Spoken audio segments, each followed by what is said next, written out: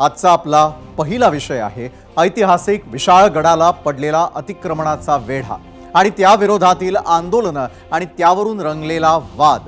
विशाळगडावरील अतिक्रमणांचा विषय जितका जुना आहे तितकाच तो गंभीर सुद्धा आहे। जवळपास सगळ्या महत्त्वाच्या गडांवर अतिक्रमण आहेत। कुठे घर, कुठे दुकान आहेत, तर कुठे दर्गा, कुठे मजार आहे।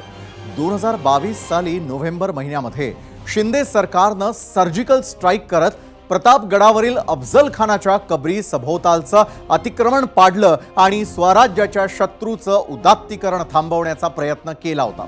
आणि त्यानंतर डिसेंबर महिन्यामध्ये शिंदे सरकारने विशाळगडावरील अतिक्रमण काढायचा प्रयत्न केला, पण त्या विरोधात न्यायालयामध्ये धाव घेतली गेली। काहींनी मुस्लिम समाजाविरोधात दुजाभाव केला जात असल्याचा आरोप केलाय, तर काहींनी ही बांधकामं जुनी असल्याचं सांगत कायदेशीर पळवाटांचा आधार घेतला।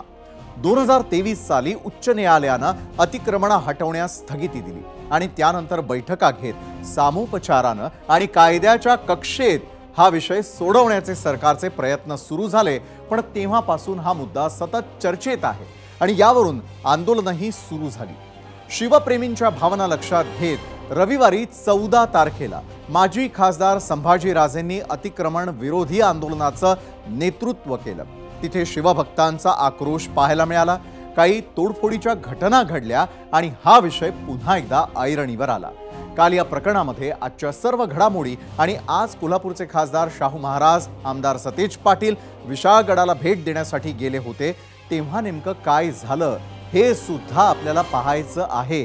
पण त्याआधी पाहूयात याच विषयावरील झिरो आवरमध्ये विचारलेला आजचा पहिला प्रश्न, आणि तो प्रश्न पाहण्यासाठी आपण जाणार आहोत आपल्या पोल सेंटरला। तर झिरो आवरमध्ये आज आम्ही विचारलेला पहिला प्रश्न तुमच्यासाठी, महाराष्ट्रातील गड किल्ल्यांवरील अतिक्रमण कायदेशीर पद्धतीने हटवली गेली पाहिजेत असं वाटतं का? होय आणि नाही हे दोन पर्याय तुमच्या समोर।